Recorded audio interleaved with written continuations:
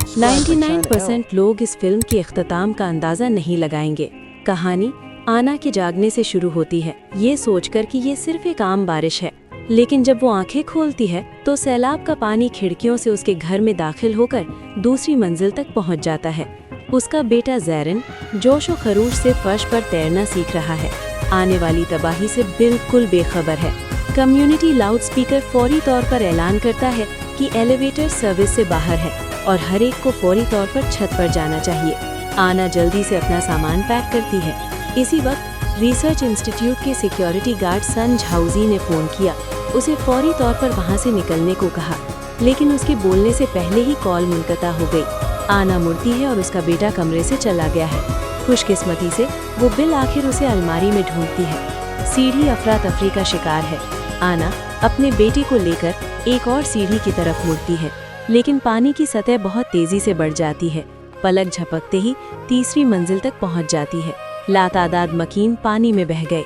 जब वो 7.5वीं मंजिल पर चढ़ती है तो आगे का रास्ता मलबे से बंद हो जाता है और वो आगे नहीं जा सकती।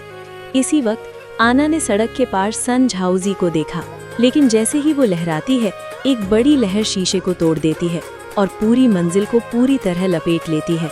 आना गंदे पानी में अपने बेटे को शिद्दत से तलाश करती है। काफी मुशक्कत के बाद बिल आखिर उन्हें एक कमरे में मिल गया, लेकिन दरवाजा पानी के दबाव की वजह से बंद हो गया, जिससे बाहर निकलना नामुमकिन हो गया।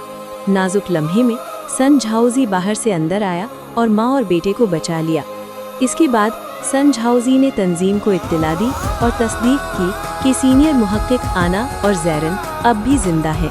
उसने आना को बताया कि ये तबाही एक कशूद्र ग्रह के असर की वजह से हुई है और अंटार्कटिक के समुद्री पानी ने आधे जापान को सैलाब में डाल दिया। ये 30 मंजिला इमारत भी ज्यादा देर नहीं चलेगी। कंपनी ने उन्हें लेने के लिए हेलीकॉप्टर भेजा। मालूम हुआ कि आना की कंपनी एक दीवानावार नए मानव मंसूबे पर काम कर रही थी और आना जज्बाती इंजन के मंसूबे की वाहिद माहिर थी। उसकी बका अहम थी। ताहम सन झाउजी ने उसे खबरदार किया कि जिंदा रहने के लिए छत पर मौजूद पड़ोसी हर कीमत पर सीटों के लिए लड़ेंगे।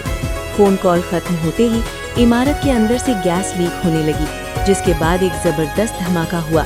आना को धमाके की लहर ने फौरी तौर पर ठंडे समुद्र में फेंक दिया था।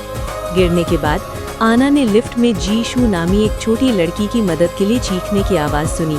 वो उसे बचाना चाहती थी, लेकिन सैलाब ने पूरी लिफ्ट को पहले ही डुबो दिया था और उसे बचाने का वक्त नहीं था। आना सिर्फ ऊपर की तरफ भागना जारी रख सकी और आखिरकार सन झाउजी और ज़ैरिन से मुलाकात हुई।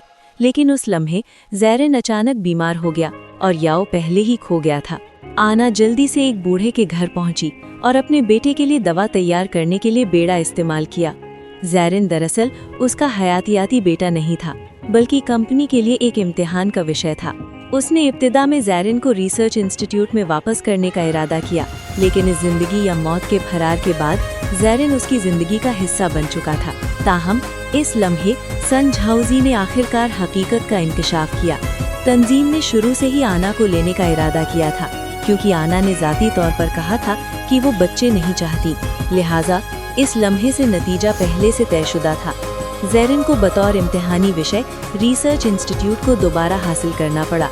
जब वे छत पर पहुंचे तो सिक्योरिटी एहलकार ज़ैरिन को जबरदस्ती ले गए।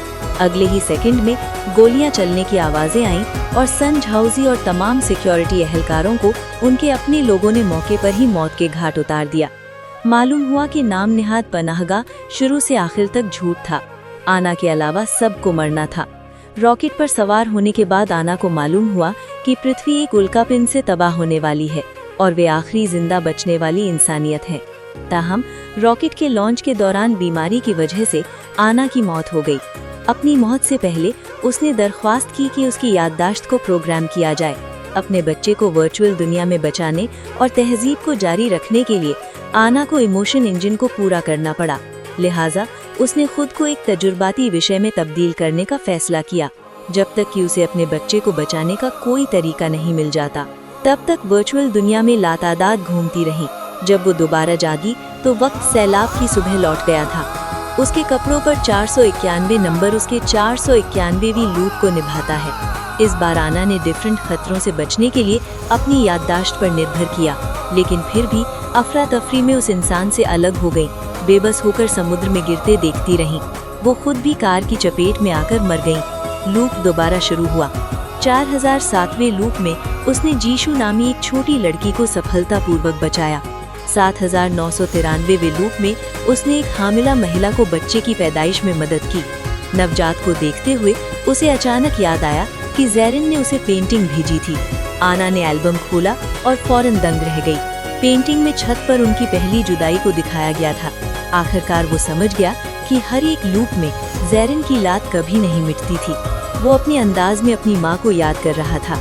13417वें लूप में आना ने आखिरकार संझाउजी को कायल किया। उसे यकीन हो गया कि वो एक लूप में है। मुज़ाहमत करने के बाद संझाउजी इस बार बच गए। 20,000वें लूप में अनगिनत आजमाइश और गलतियों से हासिल किए गए तजुर्बे पर निर्भर करते हुए उसने आखिरकार सिक्योरिटी गार्ड्स के सामने ज़ेरिन को छत पर कैबिनेट में पाया। कहानी के इस मुकाम पर हर कोई शायद समझता है कि ये लूप दरअसल सबसे अहम है। इस वक्त उनके सामने बुलंदोबाला लहरें हैं जो सब कुछ खा जाएंगी। बाईं तरफ तंजीम के अरकान हैं जो उन्हें जबरदस्ती अलग कर रहे हैं। आना ने ज़ेरिन को नीचे उतारने और उसे समुद्र में छलांग लगाने में कोई तरद्दुद नहीं किया, जबकि उसने अपना समय बचाने के लिए सिक्योरिटी एहलकारों को शिद्दत से रोका। इस लम्हे जब ये लूप खत्म होने वाला था, उस इंसान के साथ गुजारा हुआ हर लम्हा आना के जहन में झलक रहा था। इस वक्त मातृत्व की मोहब्बत हर चीज़ पर गालिब आ गई। आना ने आखिरकार तकनीकी रुकावट को तोड़ दिया और इमोशन इंजन आखिरकार